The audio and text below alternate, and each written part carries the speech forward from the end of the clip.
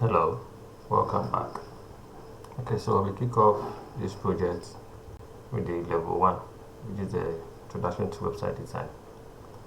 So, first of all, let's look at what website design is. So, from this slide, you can see that website design comprises many different skills and disciplines in the production and maintenance of websites. The different areas of website design website include web graphic design, interface design, user experience design, and search engine optimization. So when you take each website that you visit, at least you see it as a whole. When you see the website, you see the website as a whole, but there are different sections which probably was done by different group of people to make the website look as you see it. So we have the website graphic designers, and we have the interface designers. So the website graphic designer did design the banners that you see on the website. Then interface designers design the layout of the website. Then you have the user experience design. Then you have the search engine optimization. So they are all individuals that works in different aspects of the software, on the website to make it a whole.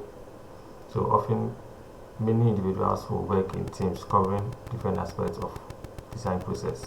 Although some designers will cover them all, the term web design is normally used to describe the design process related to the front end, that's the client side.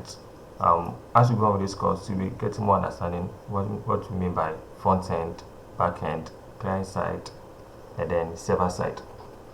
So design of a website, including writing markup. Web design partially covers web engineering in the broader scope of web development. So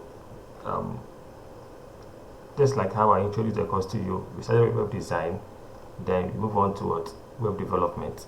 Because before you develop a website, you first have to design it before you can develop it.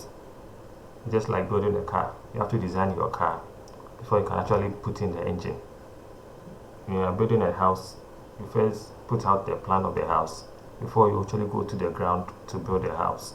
So website development, so we first have to learn how to design a website before you can learn how to develop it. Okay, so the basic programming languages we are going to use in respect to web design is the HTML5, the CSS3, and then the JavaScript.